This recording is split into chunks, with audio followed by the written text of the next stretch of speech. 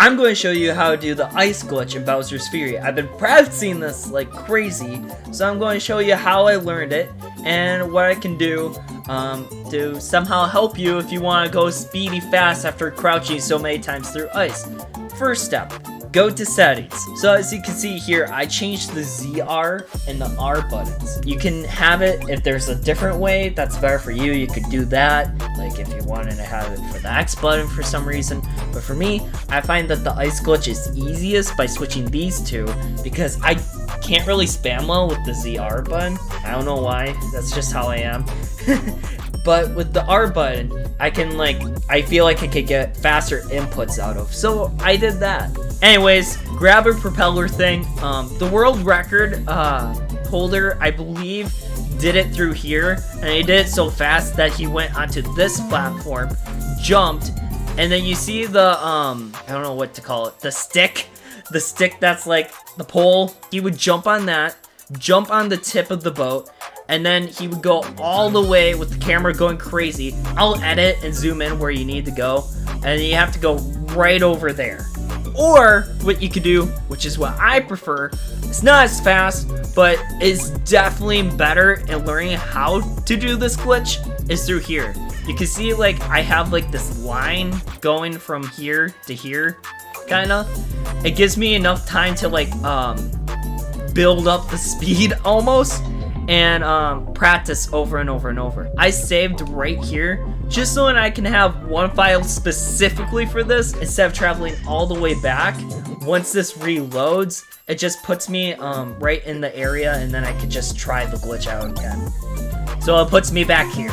Your save file might not have the cat, mine does. It's really annoying.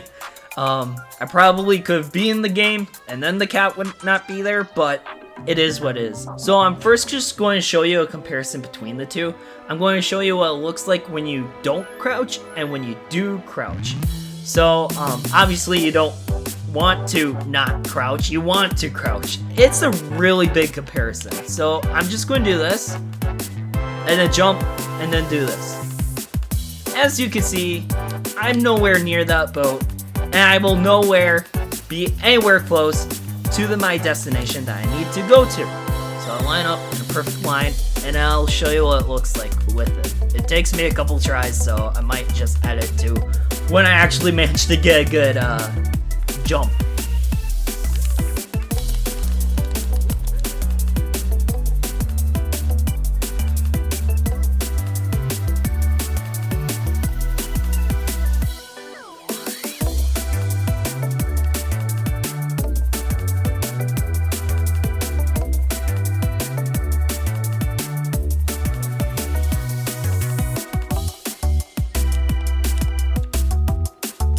Okay, surprisingly I didn't have to edit at all, and I actually managed it my first try. So that's what I do. Obviously it's different than how the world record does it. I just find that it's a lot easier to do and a lot more manageable. Although it's not as fast, it's a good way to learn how to mash and just keep trying over and over. First what I do is, I don't know why I'm like this. I want to make the most out of the ice, so I try to jump over here and then come over here. That way I just feel like I can build up speed. I'm just going to get rid of the cat and put it on a different platform. And then once you do that, you crouch over and over and over until you get to right about here, and then press B. If you crouch and press B at the same time, and you move, hang on, you do the long jump. And you don't want the long jump because then you can't use the propeller and your jump practically fails. I find that to be often the most common mistake I keep making. Another one is, let's say I crouch too much and then I'm between these two ice platforms. I just ground pound by accident. You don't want to do it too early. You also don't want to do it too late. To be honest, I don't know if it's more helpful to like hold in the run button or not. I just find it like I can build up speed easier and faster if you do it. You can still do the glitch without holding the run button. I've tried it. I can still do the glitch without doing it. Let me just show you what it looks like when he just walks and crouches.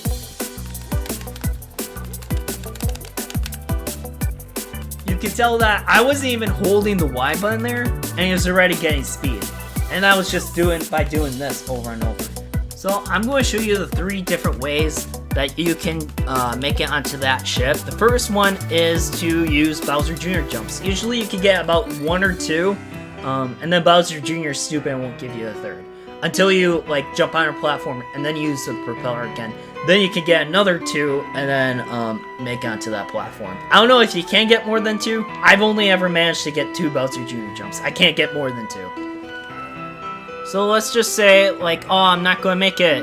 Use the Bowser Jr. jump. You have more than enough time to make it on the ship. It's really that simple.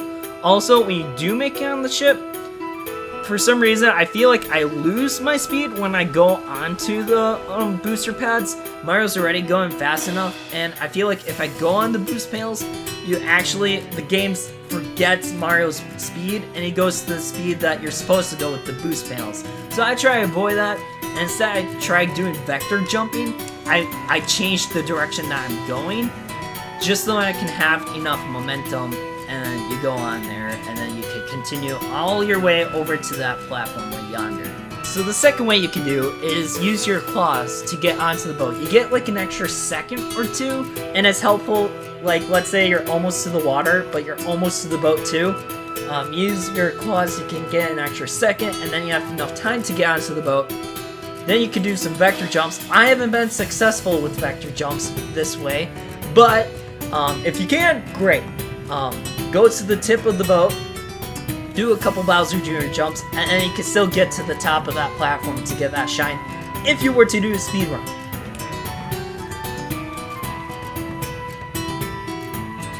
So like, let's say, oh, you're almost there, but not quite. You could do this, but you lose all your speed is the only bad thing. And then when I try doing vector jumping, I can't like quite get as much speed, and more often than not it's really hard to pull off.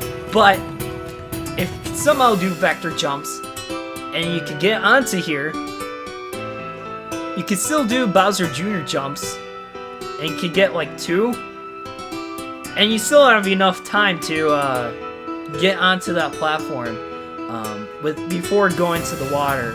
But it's really, in actuality, not as fast because you lose all your momentum. And if you could get vector jumps, great, but I can't, so that's the second method that I find in doing this glitch. The third method is just straight up not needing Bowser Jr. jumps or using the claws, and you just go fast enough.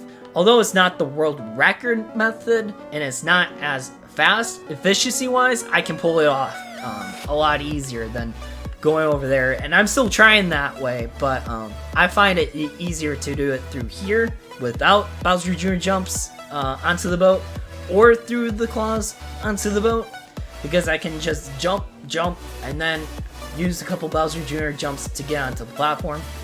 But the world record doesn't. I do, and I don't lose any momentum. I just find it to be the most effective, yet an easy way to do it.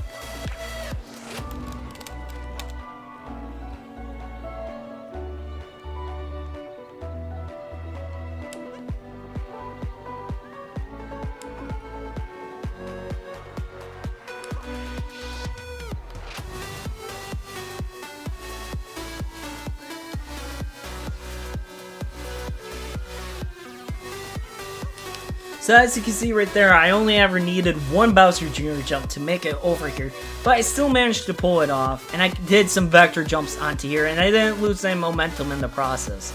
So that's basically all it is. I find it's essential to do in a speedrun when I eventually do a speedrun for this channel, because I want to one day. But first I feel like I need to learn the process behind everything before I actually try to do a speedrun. Okay, bye!